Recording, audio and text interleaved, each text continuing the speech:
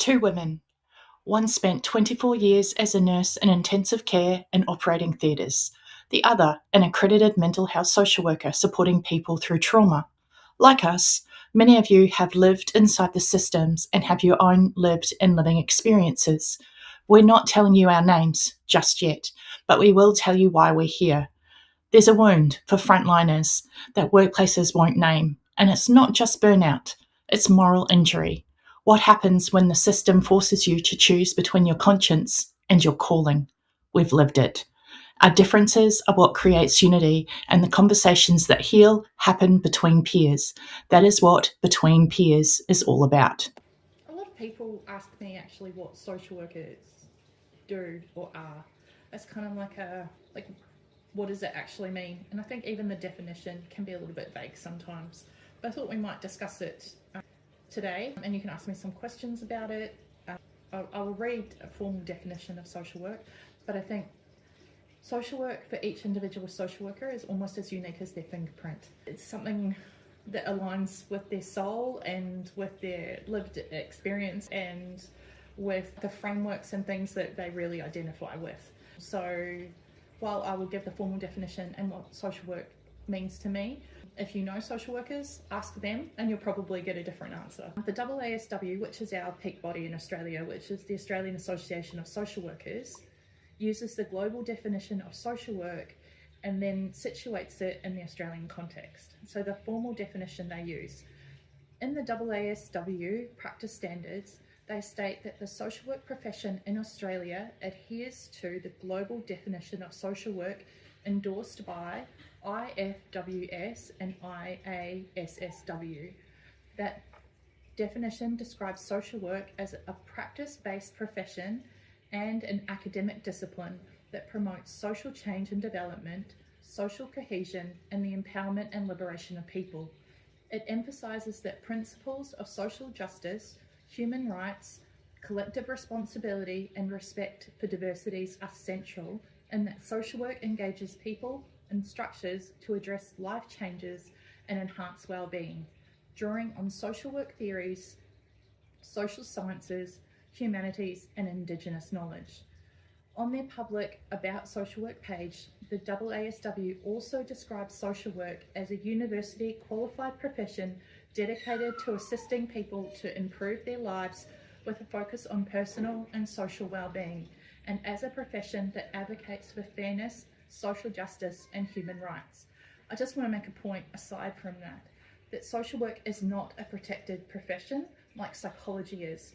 So technically, anyone can put a sign up on their door saying that they are a social worker. So it's really important for people to actually check someone's qualifications if they're looking for a social worker, and potentially look to see if they are a AASW member, if that's something that's important to them. Anyway, I'll continue. How they extend this in the Australian setting. So the current practice standards and related AASW documents frame social work practice in Australia as explicitly committed to Aboriginal and Torres Strait Islander people's human rights and social justice. They position social workers as partnering with individuals, families, groups, and communities to address both personal difficulties and structural barriers, not just one or the other. So yeah, that's the formal definition of social work. And as part of our degree and learning about what social work is, often at the end of our university degree or close to it, we have to give a presentation on what our social work framework is. So that is our own personal lived experience, all of the theories that we align with, and how we do social work. I guess social work comes from, I would say, the 1800s of, like Christian women going around and doing good, and that deserving and undeserving poor. And I'm using that terminology specifically because it was appropriate to the time. And so now we actually have to move past that and go, how do we support people regardless? How do we make sure that we're giving an equitable service to those people that need it? How do we check our own values? How do we make sure that we're being fair to the people that we work with? As a critical social worker, for example, if I'm sitting with someone, I might notice that, I have a strange feeling about this person. I'm feeling a little bit awkward. I'm not sure if I believe what they're saying, and then I might go internally, I might take that to supervision and go, I had this feeling about this person. I don't know what's going on. I have some transference with my neighbour who abused me, and that they've got the same hair colour as them and they have a similar accent to them, and so I'm projecting this stuff onto that person. So how do I move past that so that I'm able to be fair and equitable and treat all of my clients or patients the same? That's not a great example, but you get what I'm saying. So my brain was braining because that for a minute was a lot of words. And was like your info dumping in my brain was not absorbing it. So I decided to throw into my AI. Yeah. Social worker versus counselling to make it make sense easily, okay? Yeah. And I don't want to take your job down, but then all of a sudden it was it's like... important to know the difference between a social worker, counsellor and psychologist. That's right. It's similar, not the same. So social work focuses on the whole system. Whole system, yeah. Family, housing, finances, community and access to services. So in a hospital environment, in a hospital setting, a nurse would call social workers to help with placements, to help with sorting out situations regarding what that person that is in front of us in that bed requires support systems in place behind the scenes. They may not necessarily need it in the hospital right that split second, but it's very important to them, and they need systems and places and processes for that patient to go home to. Yeah, so for example, does this person have access to social security or Centrelink in Australia? And if not, how are we able to support them to get that access, or how are we able to break down those systems? Because if someone has money and is meeting Maslow's hierarchy of needs, their mental health, their physical health, their social health and well-being, it's all improved. That's exactly right. So that's what a social worker can do. Social work is trained to navigate structural and social determinants of well-being, which is what we're talking about just then, the hierarchy of needs. They can hold statutory roles, which is the mandatory reporting, child protection and court orders, as well as the AASW registration in Australia, which is legal and ethical obligations. So that's simplifying social worker, okay? Now from a counselling simplification, okay, focuses primarily on therapeutic relationships and internal psychological experience. It explores thoughts, feelings, behaviours and patterns, generally does not carry statutory powers, and the scope is more bounded within the session and within the psyche. You can have registration in Australia, but it's not a protected title the way a psychologist is. Social workers can do counselling, especially someone that has the AASW registration. So there's an extra registration called Accredited mental health registration. Oh, and then that gives a social worker entitlement to have a Medicare provider number. Okay. And bill under Medicare. And focus psychological strategies. So that's what the AMHSW is. Yes, Accredited mental health social worker. Yep. Excellent. Okay. So social workers can do counselling, but counsellors cannot do social works. Is that clear for everyone so that they can turn around and understand what's going on? I would say because social work isn't a protected title, that technically if a counsellor wanted to do social work, they could. Yeah.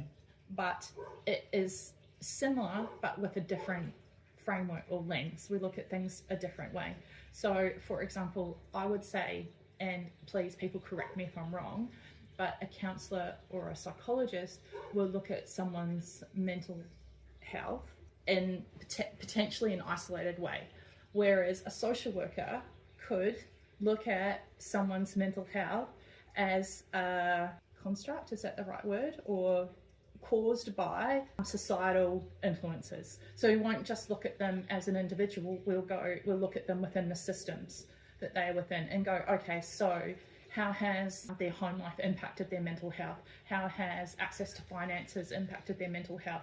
How has their access to decent food impacted their mental health? If we're just looking at, mental health lens, how has being labelled with particular diagnoses impacted them? And then look at focused psychological strategies to support them, while then hopefully as well advocating for them to have access to other supports. It's not just a 1 hour session and see you later, although social workers definitely can do that. But we should be looking at the whole person within the whole structure that they're living in, and how it's kind of a crazy eight, how each one influences each other. Society influences the person and person influences the society. Well, obviously everything I do, even though I'm not a social worker, I obviously think like a social worker, which is funny when I look at it backwards and go, oh, everything that I've actually designed and thought about actually looks at it from so many different lenses. That's such an interesting way, but it's true. I often joke because I do mentor a fair number of psychology students, and I have had psychologists working under me and being their clinical lead. And my goal is that whenever anyone leaves spending time with me, that they will leave with whatever qualification they have and the heart of a social worker. I think another thing that I do as a social worker is I'm constantly aware of power and power dynamics and how that is in play in every situation. So when I walk into a room in a meeting, I want to know who's got the power in the meeting, who's able to make decisions, where is all of that coming from, where's my power, how can I use my power to support my clients, because as a professional I often have more power than what my clients do. I notice a marked difference of when a client will call Centrelink or go into Centrelink on their own and how they're treated. Often, like, and I hate using the term, the undeserving poor, like they're lying or there's something, you know what I mean? Like they're to be distrusted. And then when I walk in with them as a professional, how everything changes for them. I find that absolutely fascinating. And when working with students, often particularly first placement students, they almost have a existential crisis early on when they realise how much they are a part of the problem as a social worker. Like they're trying to solve a problem and the systemic issues that people are facing, while equally being part of the problem that's causing those systemic issues. And how do you support someone with the problem when you're part of it? Like, that's hard. Do you want to give an example of that one? Oh, so for example, work in an organisation that has, you can only have 10 mental health sessions and that is the rules, when you know that this person and their diagnosis clearly needs more than 10 sessions, that they would actually get benefit, let's say from 20 at a minimum, but you're only able to give them 10. So, and you know that, and you're sitting with them and you can only take them so far, and you're part of the problem because you've got this limited scope that you're able to work within, and it doesn't make sense. Like, why can't we give this person 20 sessions? Because of funding. Well, what's funding got to do with it? Do you know what I mean? Like, when we could actually make a difference. Yeah, exactly. And it's because you're employed by the system under the way that the system works. You're becoming part of the system.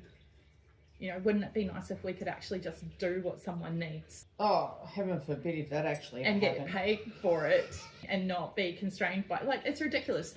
10 mental health sessions a year for a diagnosed mental health condition like anxiety, depression, even the, you know, basic ones. You know, forget borderline personality disorder or, you know, GAD or DID or something more extreme. Like that, 10 sessions a year? Are you kidding me? Like, that's not even a band-aid on a... I think you're touching on a slightly different topic, which is just as important, and that is, to me, now, part of my naivety, but I could be similar to other people's thinking, okay? So let's go with it. If it's a chronic issue, right, because chronic being, the definition being more than 10 sessions in this lived example that we're talking about, wouldn't it be more beneficial that anyone who's got chronic issues that need more than what first tier current status is, whatever that is, any obviously Medicare sessions or anything else, wouldn't we be better off redefining and exploring how this actually runs? Because, for an example, I need more physiotherapy sessions than what I have for chronic physical issues, and I get 4. Exactly. But then you end up with something like what the mess we've got with NDIS. Like, you would hope that would be what would happen, that people would go, oh, this person needs 20 sessions a year because that's what they actually need. But what they're asked to give their professional opinion on is how much money they can make out of that person. So they go, oh, that person actually needs 40 sessions because I need to make that much money. So That system itself is being contaminated by, I don't like that NDIS system. I think it's been controlled and manipulated wrongly and incorrectly, detrimentally to the people who need it. Another example of the system and being part of the system is, let's say, Centrelink, which is social services, right? So there are requirements for people to fulfill to have Centrelink. Yeah. But often people that need Centrelink don't have the capacity to fill those requirements because their mental health is so poor, or because of poverty and life circumstances and stresses. Being on Centrelink is almost like you have to do so many things. It's almost like having a job, and they're still supposed to be looking for a job, but often they're suffering from depression and all sorts of other things that then make it impossible for, like I said, for them to do the things that they need to do. So they're stuck in this cycle that they can't even fit into. So that those kinds of things social workers are thinking about and dealing with. Let's be honest, if you made it this far, you would 100% agree to this statement. The system, and we're not talking now Australia, we're talking around the world. I'm quite sure other countries will also have detrimental experiences that they would advocate and write down below, and that is that the systems they have may even be worse than ours. Like the reality is it could be worse than us as well. But the system needs to be reviewed through a different filter, that's for sure. I think the problem is we've got flawed people that are creating flawed systems through flawed lenses. Like in Australia, we've got a neoliberalist system or ideology here, which believes that everyone has equal opportunity to resources. That's the premise that we're basing all of our systems off in Australia. How are you saying that a child that's born into the home of two parents that love each other and have a healthy relationship, and there's two incomes and they're making a decent amount of money, has the same access to resources as someone who is taken by child safety? It's not. They're not comparable. You can't say that those two people have the same starting in life and the same access, and it's just a matter of how hard someone works. That's not a true premise. So if we're having that as the starting belief for every decision for every political decision that's made, well, that's a joke, and it's not fair. And that goes with anything. Not equitable. And people keep on doing what they do until it no longer is available to them. But then what's the opposite of that? So people say, oh, we're into socialism and stuff like that. But we can see that socialism hasn't worked either. So what is, and then this gets into much bigger things, to what actually works. Well, we're flawed people making flawed decisions in a flawed system with flawed eyes. Like we can't sit to house someone else. We can't understand someone else's problems. We can try. And I mean, what I've learned is my husband died of lung cancer, right? And after he died, and he was a non-smoker, non-drinker. And at that time, there was a lot of funding in breast cancer, but no funding with lung cancer, because it was perceived as something that people did to themselves because they smoked. Yeah, there is that, and it's still around, that still exists. Yeah. And I remember later on when I was studying, I actually had I will say privilege, for lack of a better word, to sit with the lecturer who designed the campaign that basically was like, you're a smoker, you're going to get lung cancer, and that's your lot, which then caused our family didn't get anywhere near as much support as what someone with breast cancer did. So she did an amazing thing, and that campaign probably saved so many lives, but look what it did to my family. And so there's always winners and there's always losers, and there's always people in between. With any new policy or any new funding, it's like rob Peter to pay Paul. It's a very flawed system is what I'm saying. And to actually say that all people, and clearly in your case, your husband didn't smoke and didn't drink and got lung cancer. Yet your family's been tarred with that brush, and therefore then the lack of support as a result. Oh, I actually had multiple people say to me, when I said, he has lung cancer, did he stop smoking? And I said, no, because I'm literal, I'm quite autistic in that way. And they would go, oh, well, he deserves it then. I've actually had people say to me, he deserved it. And then I'll say, he never smoked. And they'll go, oh, I'm sorry. I'm like, it's already come out of your mouth though. And so people have their own prejudices. Yeah. This is what I'm talking about. Like when we were more a Christian-based society, but the deserving and undeserving poor, that current still is very much underlying. Yeah. I mean, you can see it with our youth justice policies and our Centrelink policies and things like that, that there's no understanding often about how circumstances have led people to be where they are. There's just assumptions made about how people got there. And the assumption is, for want of a better way of describing it, is where you can really make really bad decisions because it's an us out of you and me, because you assumed. Yeah, exactly. And I think that is why critical social work is really important. So what critical social work is, it's when we actually go, what decisions have I made? What supports have I given? And why have I done that? What assumptions have I made about this person? What do I actually know about them? And then really looking at why I've done that at a really critical level of myself and my beliefs and my life experiences, to make sure that I've actually done right by someone and I haven't just thought, oh well, undeserving poor, or oh, they deserve that, or oh, they did this to themselves. But shouldn't we all be doing that? Oh, I'd hope so. That's why I'm bringing it up. I'm hoping that, you know, people, regardless of what frontline work they do, will actually then see people that are presenting and not make assumptions about the person that's presenting on drugs and go, I wonder what's happened to this person that's gotten them here, or the perpetrator of violence, what's happened to get, and that is someone that people would find really hard to empathise with. Yeah. What's happened to get this person here? Is there support that we can give them that will actually work? Because we know that even for men's behaviour change courses, there's a 95% recidivism rate. Explain. So, and just a short little bit. Yeah, my data might be out, but when I was working in DV, courses for men about men's behaviour change within domestic and family violence situations, only 5% didn't go on to commit further domestic and family violence acts. 95%, it didn't make that much difference. So if 100 people did this course, Yeah. whether it was 95. court ordered or Yeah. otherwise, only 5% was a difference. Yeah, so only 5% wouldn't go on to engage in violence again. 95 of those 100 people would go on and commit acts of violence again. So you could almost say, as awful as it sounds, Yeah. in that particular case and in that particular topic, you could almost say it's almost borderline a blanket rule where in this circumstances, in this,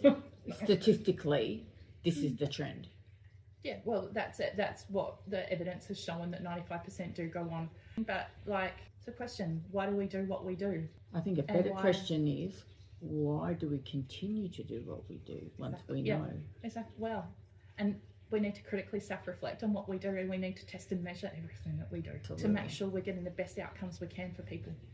So now that we're going to wrap up this particular conversation on social work, please, anyone and everyone out there, if you're starting to follow us, this is Between Peers. That, as you can see by our mug, this is Between Peers. The cost of caring. The cost of caring, and what it really does to your name, body, and your nervous system. And don't forget, the reason we are anonymous is because of licensing and practicing, and eventually because we would like to bring on first line responders to engaging in healthy conversations about what it's like out there in reality and what we need to look at, explore and consider changing, because the system has to change at some point. And we want to have healthy conversations and create the dialogue ready for the change. And on that note, thank you very much, and we'll see you in the next one.